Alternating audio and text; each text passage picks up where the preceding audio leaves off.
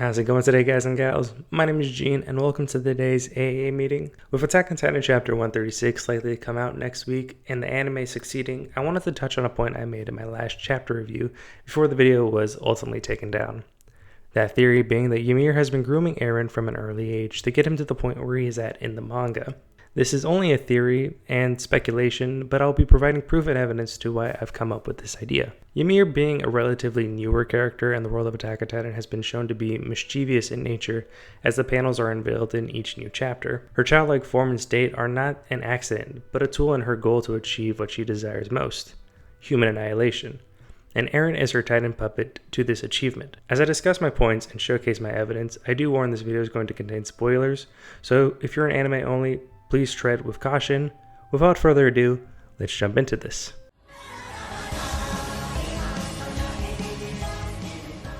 Before we discuss the allegations of grooming, I'd like to paint Ymir's character. My goal is to showcase that Ymir's character is that of falsehood and not the innocent girl she portrays herself. As we know, Ymir's character's life story was broken down to us a little over a year ago in chapter 122. Here we are shown that Ymir's origin started that of a slave who was accused by her fellow slaves of freeing the captive pigs.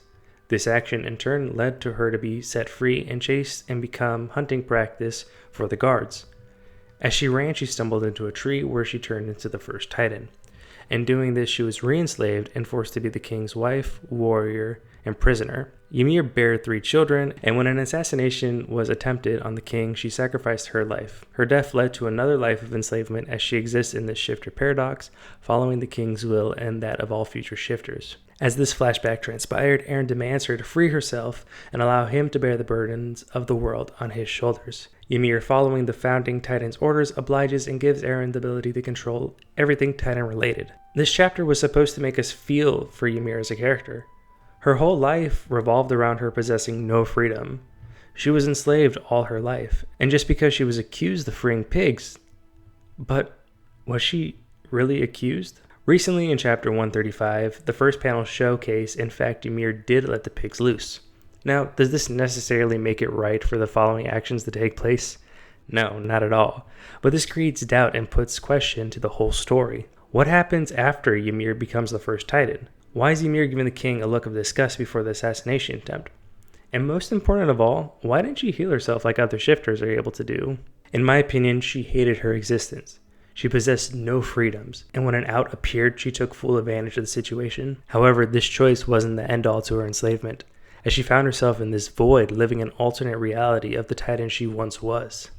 Still having to follow the royal rule, not without having her say in the matters, as shifters only have 13 years to live. This time limit, I feel, was given because of the 13 slaves who ratted her out with the pigs. This never-ending life of slavery more than likely has brewed a hatred for humanity as a whole, as it was her fellow people who accused her and put her in this situation. There's a reason why people with royal blood who inherit the founder don't use the Titan to its full potential, and I think it's mainly in part of the line not trusting Ymir, here in part giving her the need to groom someone who isn't royal, who will gain the power of the founder, aka Eren Yeager.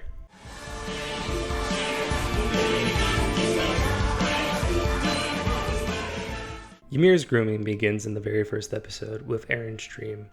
This dream showcases events that take place in the future, including Hannes' death, the Titans entering the wall in Season 2, and most importantly of all, the death of Eren's mother.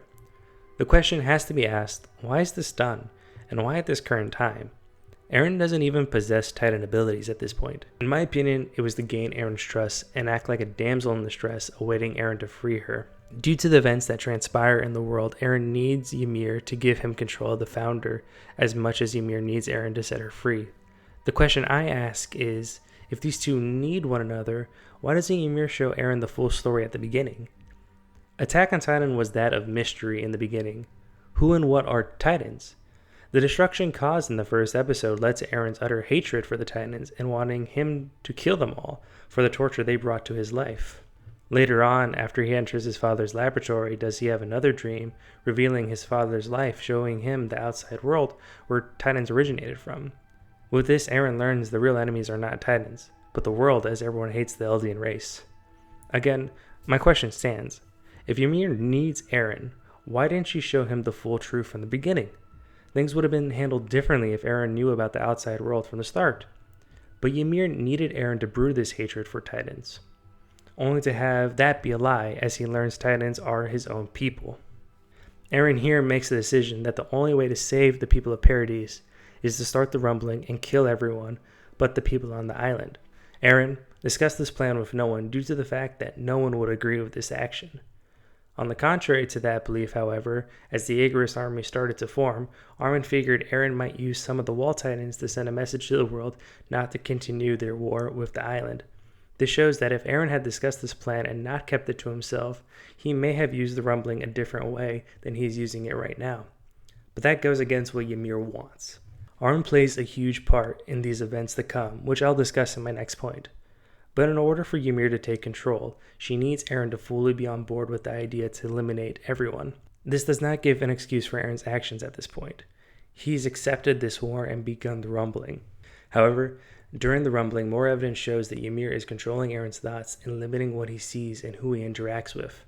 For starters, as the Wall Titans begin to kill people, Eren is shown in a child state soaring through the sky, expressing freedom. One thing Eren has always wanted was freedom. As someone born behind a wall, the sky was seen as this vast area of no obstacles.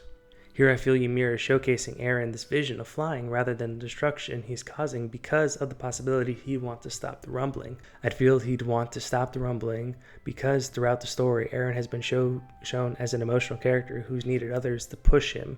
Check these images right here. The end of chapter 131 shows him in this final Titan form, but unlike he looks in previous versions, this time Eren seems out cold, like he doesn't know what's going on.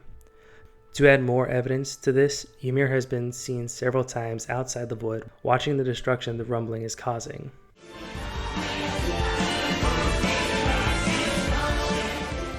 As I mentioned in my previous section, Armin plays a huge role in this.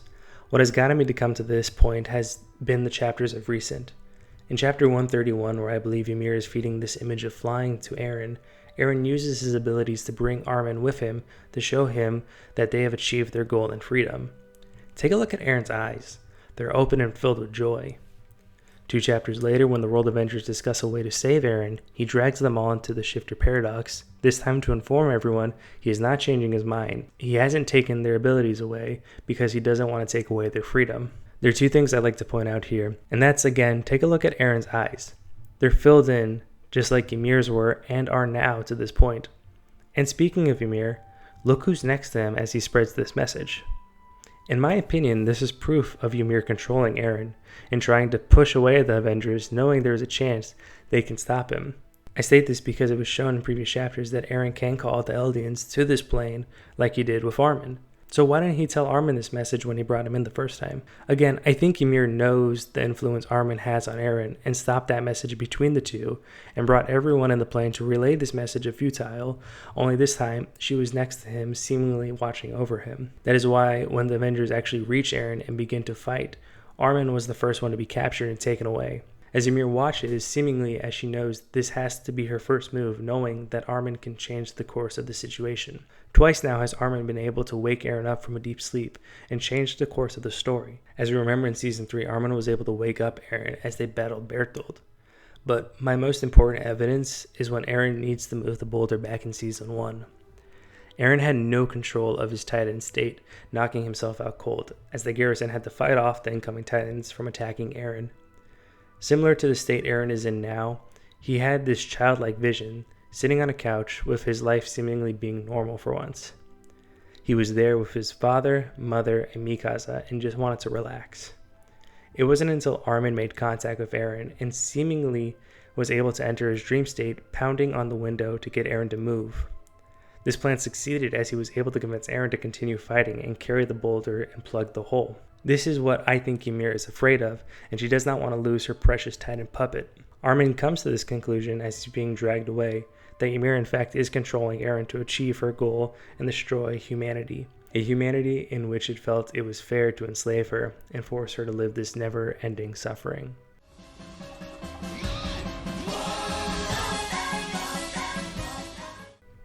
Eren is not excused of his actions, if in fact it is come to learn that Ymir had groomed Eren from the start. Just like a victim of a crime isn't excused from committing the same or different crime. I do think, however, it can play a role on how Eren's character is portrayed in the story. At the current moment, Eren is the devil destroying the world to us readers. But I know if Eren is able to stop this destruction and feel pity for the people he's killed all because of Ymir, I'd feel differently about the situation. I hope you all enjoyed the evidence I've brought forward and were able to think differently about the situation. Let me know what you think is going to go on and what do you think will happen in the next chapter. Thank you again. If you reached this point, please like the video, and if you don't want to miss another AA meeting, please consider subbing.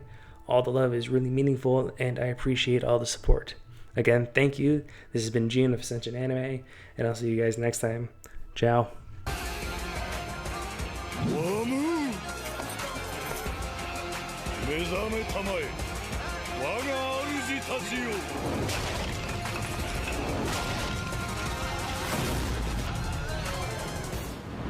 Let me know what you guys think is going to happen. Let me know what you get.